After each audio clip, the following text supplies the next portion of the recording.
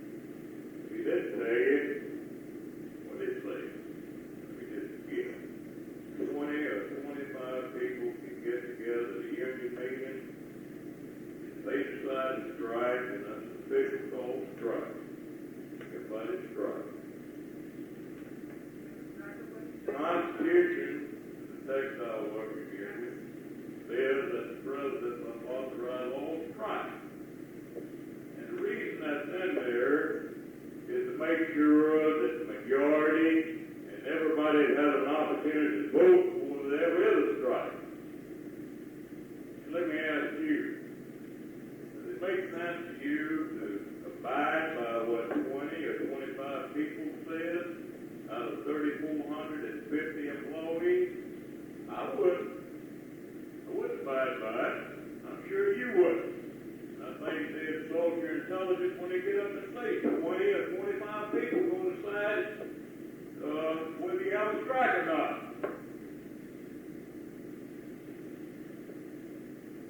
Well, we move on. Under the law, it is strictly illegal for the company to threaten to close the plant down or to reduce wages and benefits or to otherwise punish employees for voting for the union. And all for $1,000. Anyone that can disprove that. I've got the money in my pocket, and I'm not a rich man. I don't go around throwing $1,000 here, $1,000 there. But ladies and gentlemen, I told you the truth. Throughout the campaign, we told you the truth. Otherwise, I couldn't afford it. Over $1,000 back to what I had to say. Maybe they did the same thing. I don't know. Now, let me move on. Well, I understand he said he told me 46 minutes. I won't give him an opportunity to ask a question. I don't believe that it gets up and preaching to people, trying to scare the devil and say, all right, meeting adjourned, go back to work, or come around to the office, you know. If you got any questions when the meeting's over with. So I can tell you, in secret, we won't have any witnesses. Everything I said to you went out in the open. But let me see if I can just recap some of the things you said. How many of you got this leaf of baloney? You get it today when you come in? Okay. You know, I wrote this leaflet about 2 weeks ago, printed it up. And the reason I was able to contradict what they were going to tell you in advance is because I have been dealing with J.P. Stevens. When I say Stevens, been trying to organize them. And that high-priced lawyer in Charlotte, North Carolina, Mr. White, Flake, writes all the speeches, and they don't change them. They figure it's worth 11 years for one change. You know, all we have to do is get up and talk to you about strike, union use, violence, and they scare you to death. That's what they pay us money for. All right, let's just review this leak a little bit. It's what he'll say. It's your money that the union is after. How silly can the boss get? All of a sudden they expect us to believe he cares about how we spend our money. The boss knows as well as we do that higher union wages and better benefits pay for union dues many times over.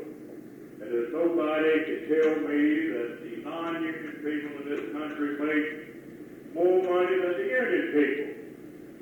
The U.S. Department of Labor put out statistics showing that union people, blue-collar workers, make on average 30% more than non-union workers. They get more vacation. They get better paid holidays. They got pension plans. They got a voice over their working conditions. They got a voice over their workload. So he can't deny that. Then they go on down the line. The union will call you out on strike. And I'm not sure what he said there. He probably said that main textile workers, they'll the old union, trying to get here, trying to get in other places. And he probably talked about College and Aikman down in Albemarle, North Carolina, Harris and Henderson over in Henderson, North Carolina, too far from here. What year was that?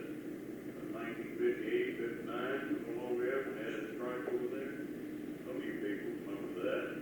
And national spending, got a blanket, new plan. And poor people now don't need a minute in Andrews, South Carolina. Tell you they had a 6-month strike down there. There's no way that they could make up for that 6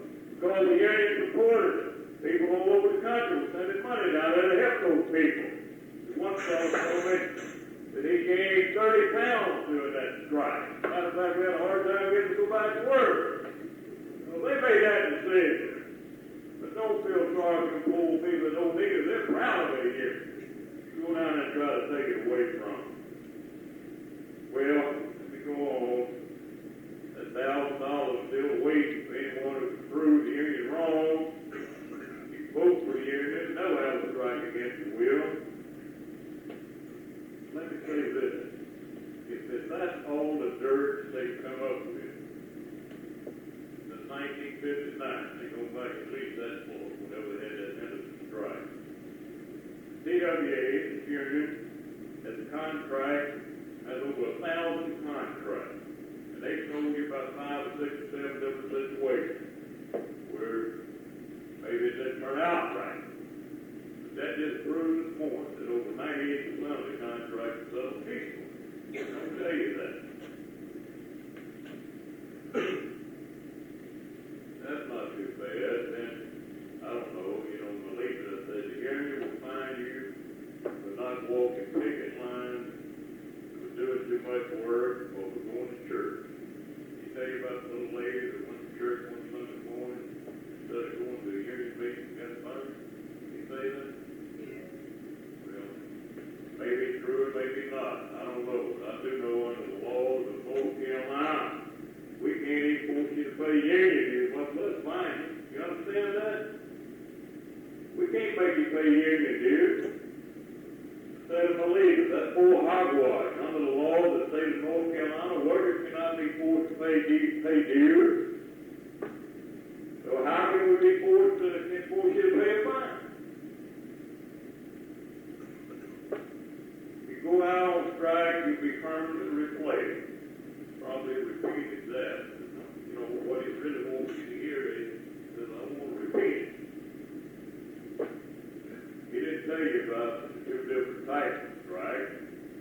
Such a thing as an unfair labor practice strike. Here's what the law says. Employees who strike to protest an unfair labor practice committed by the employee are called unfair labor practice strikers. Such strikers can be neither discharged nor permanently replaced when the strike ends. An unfair labor practice striker, after serious misconduct on his part, is entitled to have his job back even if an employee hired to do his work has to be discharged. He says that. So you don't come in and take a job, you be permanently out of the job. He didn't tell you about the 2 different types of strikes. Read that, please. He said you give up the individual right to speak for yourself. He didn't say that. I won't cover that subject. This very union that's after your vote has been found guilty of violence. Probably talks about Kyle the Rose over in Dayton, Tennessee. Somebody got their clothes stripped off or something like that. Kyle the Rose. TWA stands ready to match its record as a law-abiding organization against H.P. Stevens' record anytime. Remember, you're the union. And a reasonable and fair company has no reason to fear its own employees. Make no mistake about this. He's afraid of us. It ain't me. I'm not afraid of him. He found that out a few days later, Friday. And today, he's afraid of you. But your company has been found guilty by the National Labor Relations Board and the federal court. 3 of them went all the way to the Supreme Court of the United States about 12 times. They've been tried 2 times for contempt of court. And here we are to pick out one little situation somewhere where the union does something wrong. What the union? Some union representatives. All of us are individuals. And TWA might have made some mistakes. Some of the staff that they hired, they paid for it. But your company made a lot more mistakes than that one situation. And they're paying for it. Yes, they didn't tell you they paid out $1,300,000, and you're right. Well, move on. The union called plants to close down. He didn't say that, I don't imagine. I believe he did. I asked a question from him the other night.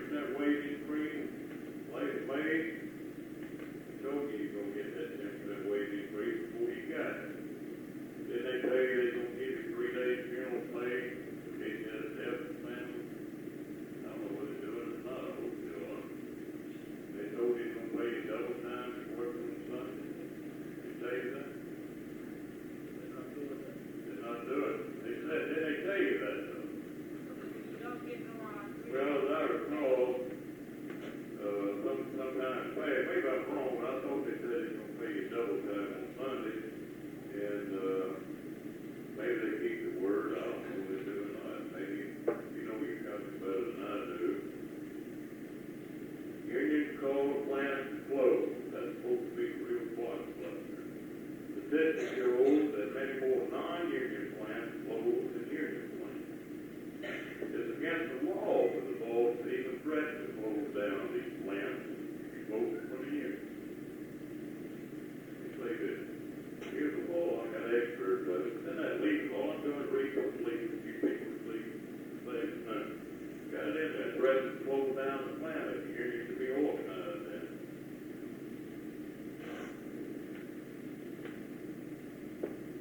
Company would not agree to a contract proposal made by the union.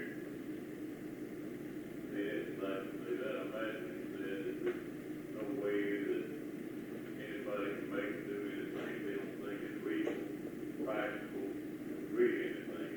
The company doesn't be reasonable and practical. I'm sure that you want to be reasonable and practical. But they do a lot of things that I'm sure that they don't think is reasonable and practical. They don't think it's reasonable and practical for me to be here in their plant right now. They didn't think it was reasonable and practical to pay the daughter Fowler $32,000 last year in pay. Well, you see, your company's not larger than the federal government. You got rights in this country. You're a taxpayer. You're a citizen. And the law says that you have a right to join and support the union. Now, what's going to happen if they vote no next Wednesday? Then I'm going back to Charlotte, North Carolina. Many of you wrote the letters. We posted notice on the bulletin board telling me to come up here. You needed help. I conducted the best campaign I know how. On the radio, in the newspapers, we're going to continue. Not on up until you both win. Doing everything we can to help you. There comes a time in everybody's life where you have to do something for yourself. I can't carry your battle for you. And that's what they're afraid of.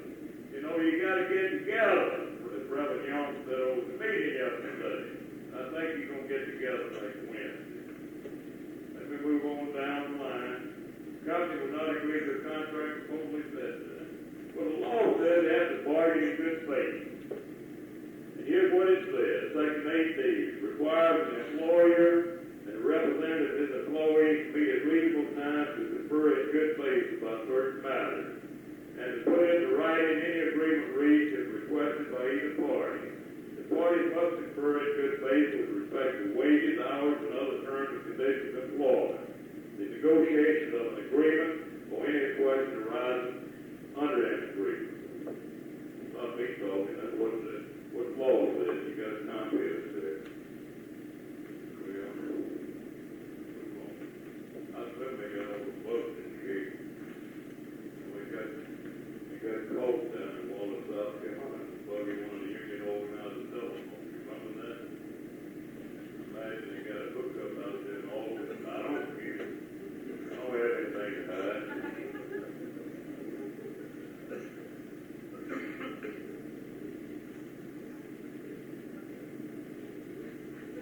You know, I had a house call.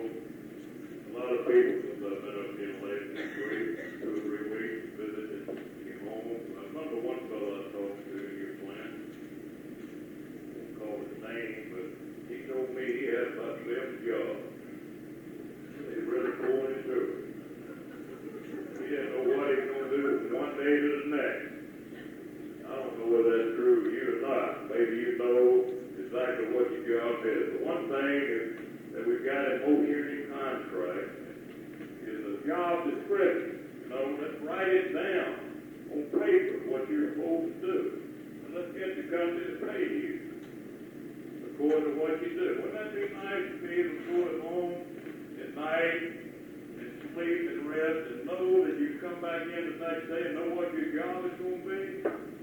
What do they call it? 80% of a job, 90% of a job, 120% of a job? They call it whatever they want to. They do whatever they want to.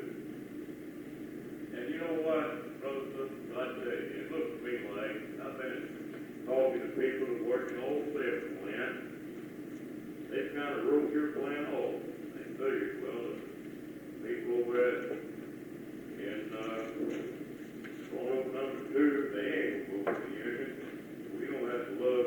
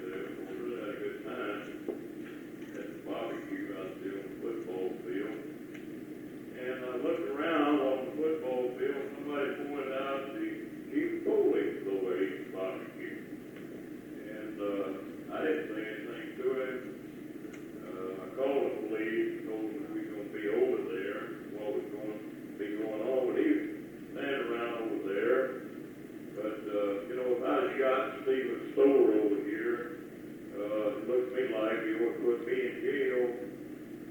And if I made any anonymous phone call, and they, some lady testified when Raleigh got an anonymous phone call and said something's been going on with her husband while she was over there. Say that? Yeah. What did he mean by anonymous phone call? He didn't say his name was being tried, so when Raleigh was contempt of court for violating the law, that's the reason they've been Raleigh to start with. But anybody can get an anonymous phone call.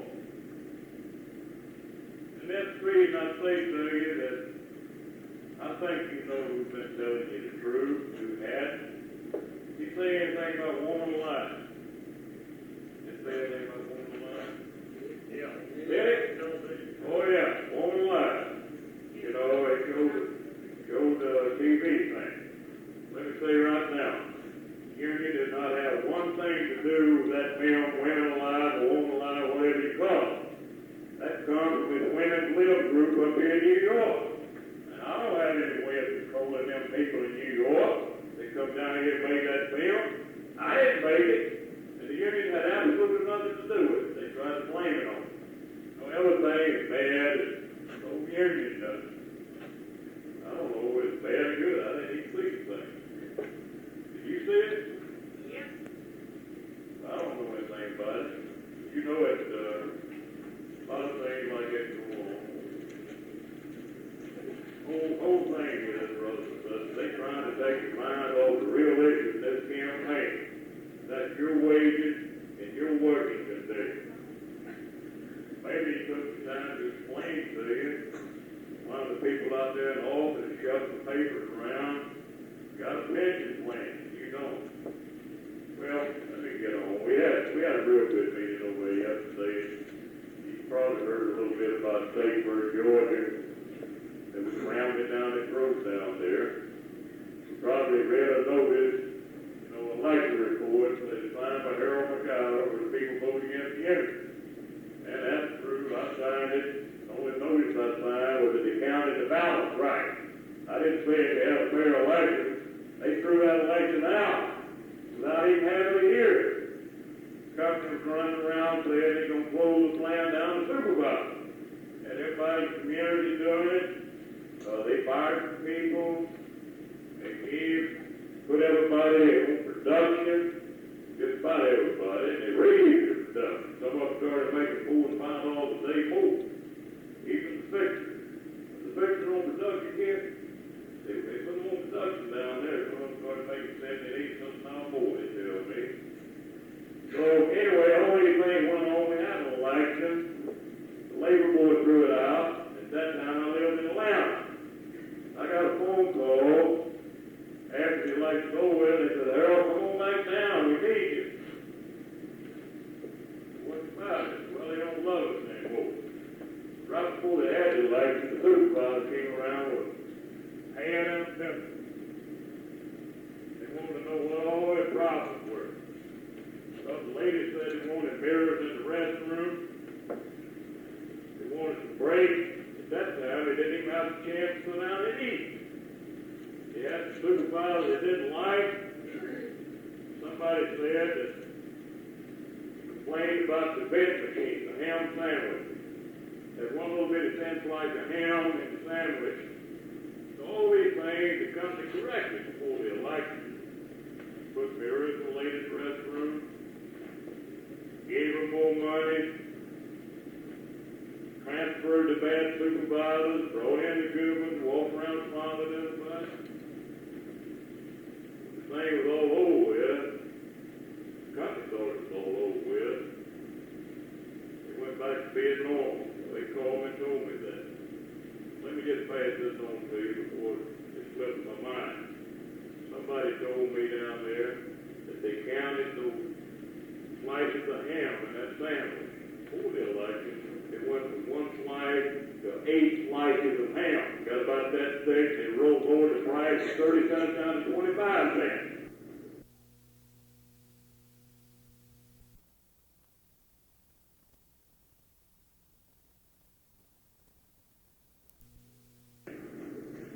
So they called me and told me if they needed help, made a mistake,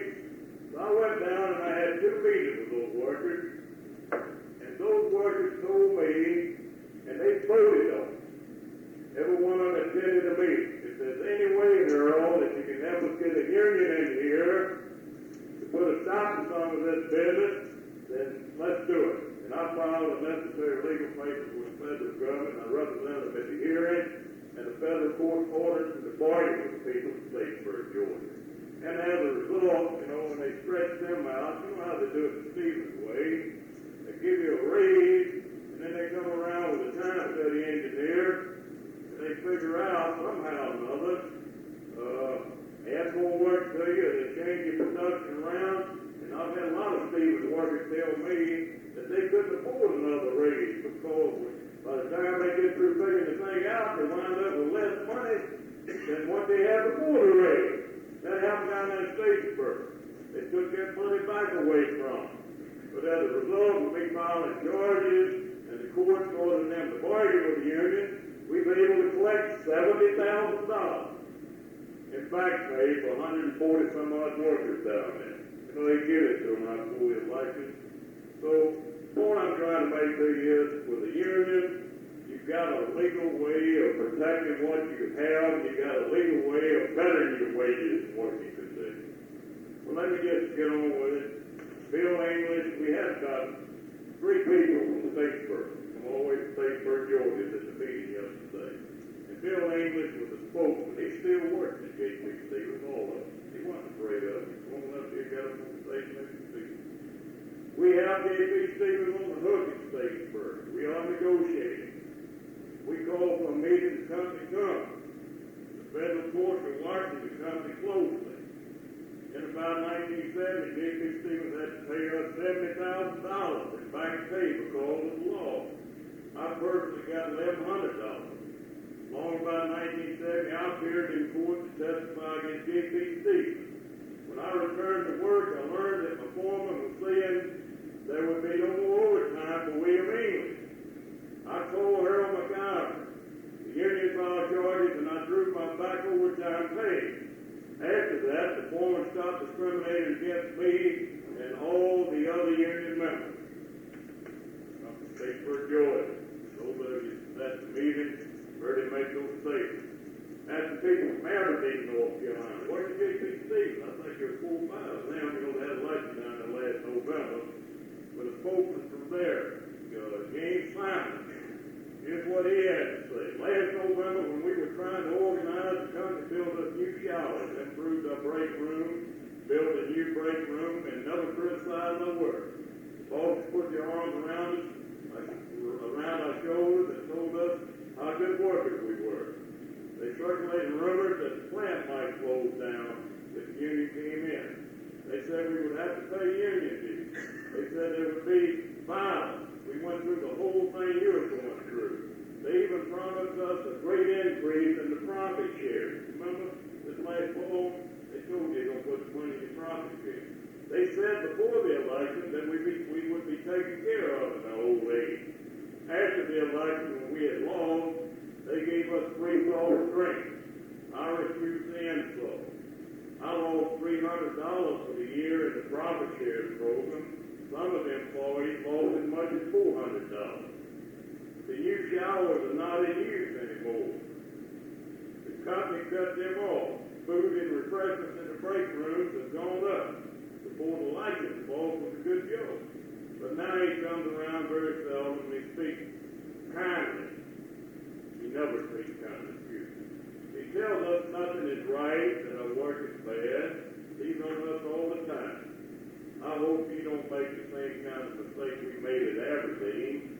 Too many good men and women believed all the promises and they voted against themselves. We are waiting for another chance and we're praying for your victory. That comes from workers in Aberdeen. You had 2 United States congressmen speaking yesterday. One of them from my hometown, Atlanta, Andrew Young. These are some of his remarks. United States Congress. The Constitution of the United States guarantees us the right to life, liberty, and the pursuit of happiness. If we are ever going to be happy, you are going to have to get together and get organized. You have never seen working people happy unless they were organized. Democracy works for J.P. Stevens. Democracy works for management. J.P. Stevens is organized. It's the only way man to run the bill. But they don't want you to be organized, because the company knows that if you were organized, you would be able to do something for yourself and your family. Some workers somewhere, sometime got organized, and we are all living with whatever blessings those union men and women imposed upon unwilling companies. Only one segment of our major American industry is not organized, and that's the textile industry in the South. Of course, the furniture industry is not organized also. Now you're about to organize so that you, your children, and your children's children can live better than you have to live up to now. Congressman Andrew Young, Joseph Gaddis, I don't want to read the whole thing. Another United States Congressman from Pennsylvania was down here. And then just read just part of what he had to say. It's time for you textile workers at J.P. Stevens to exercise a right you have had for almost 40 years, the right to have a union. You haven't done what the U.S. Congress said you have a right to do. You haven't banded together to improve your wages and your way of life. That's Congress, United States Congress of Pennsylvania. There's Reverend Finley of the country. Here's what, just a little bit about what he had to say. Preacher, some of you might know him. You live over here well, Mr. Finley. The only way you can deal with J.P. Stevens is to have power to match power. You must keep this fact foremost in mind when you vote Wednesday. Try hard to win. Talk to your friends. When you try very hard for something, God is on your side. Those are just some of the remarks that were made. Let me just kind of conclude. Before I do that, I've still got a few more minutes. If anybody's got any questions on their mind whatsoever, please ask right now. Dr. Perry, anybody else? I can't answer this. Well, I'll tell you a lie, I'll get down. I don't know, I'll tell you I don't know, but I think I can answer any questions you might have. Anything wrong with anybody's mind? Pick up, brother. Don't have anything to be afraid of.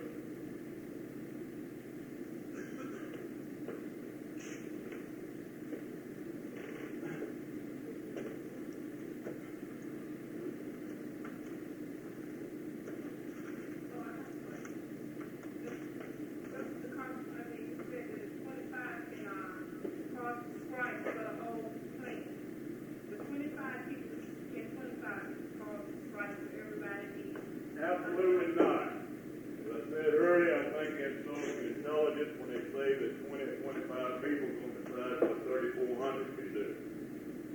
And then he said if they did cause a strike, that the people that didn't want to strike would have to strike anyway, because the people that were striking would keep them from voluntary jobs. But under in North Carolina, they have Have a right to work law. And so that means they can't keep us from going to the jobs if we don't want to strike, right? That's exactly right. No way anybody can keep you out on a picket line, out on strike, if you won't go to work in the state of North Carolina. Put up $1,000 for that effect. That's a letter. Not buying a picket, folks. Anybody else got any questions?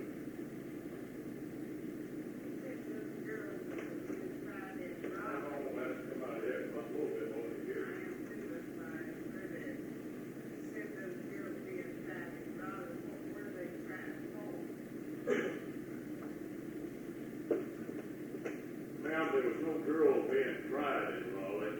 J.P. Stevens was being tried. Please interfere with your rights. These girls were just witnesses. Yes, ma'am. They were just witnesses there. See, since last March, when they posted the notices, some of the supervisors have interrogated some people. I don't know if you heard about it or not. They had a poll. They had some outside people that came in to 2 or 3 of the plants, and they asked them some questions. One of those questions in that poll was if they thought a labor union would help. That's a violation of law. It's none of their business. This is your election. So that's one of the reasons they were on trial down there. Another was they were making a difference between the colored and the white person. No, ain't no free plants. I believe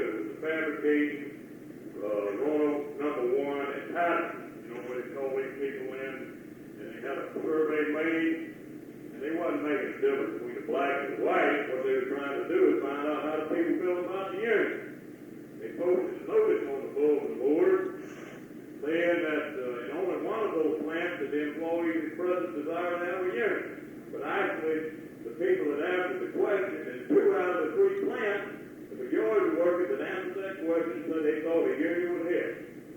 But it's none of their business. They should have done that. And that's one of the reasons it's on trial now. We don't know yet now. The judge hasn't made a decision. We'll find out in the next 2 or 3 months, I would imagine. It takes a little while. Now, you hit on a good subject. Black and white, whispering campaign, and go around to the black people and say, the white people, Ku Klux Klansmen, etc. And they go around to the white people and say the black people are going to be running the union, your affairs, and you don't want that. And I don't know what you say to the Indians. But let me say this.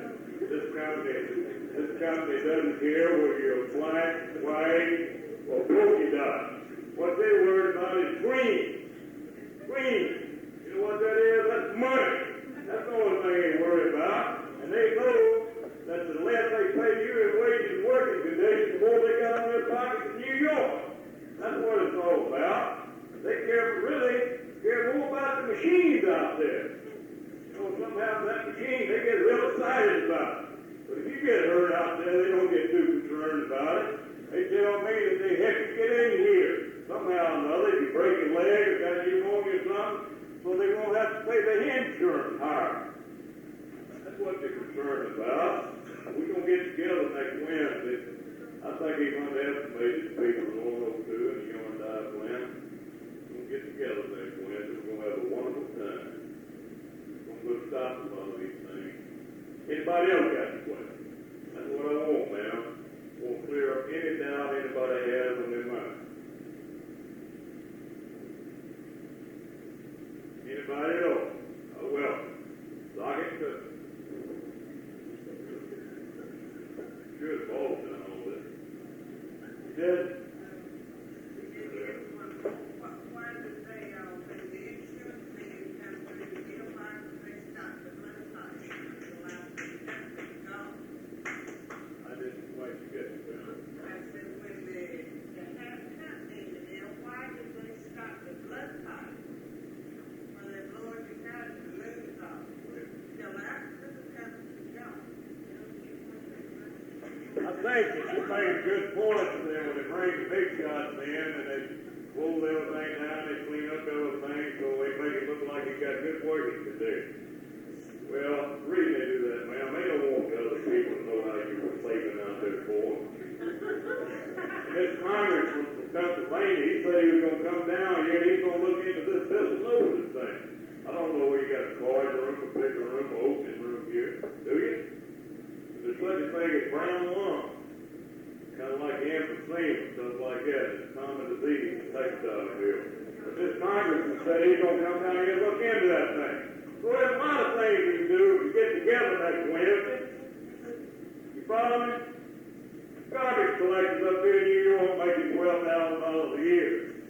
The baseball players, some of them making $150,000 a year belong to a union. The football players belong to a union. School teachers organizing all over the country. The steel workers have had their union for a long time. The one that I come out of, and I'm proud of it.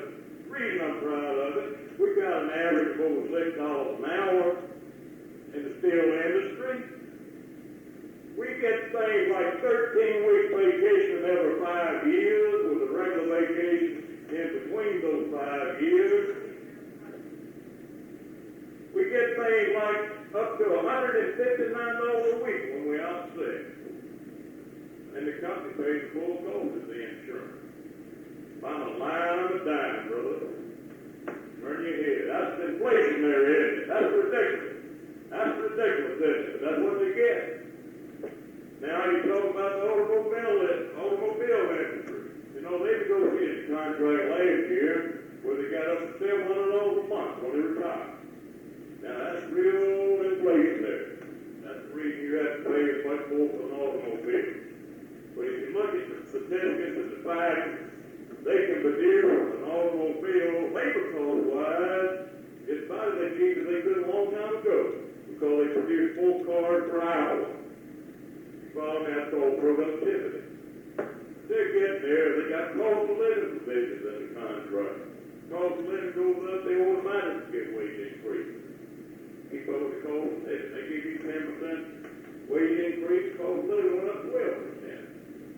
So you 2% worse off. You agree? That's what it's all about. Get together, brothers and sisters. Get together next Wednesday. Anybody else got any questions? Anybody at all?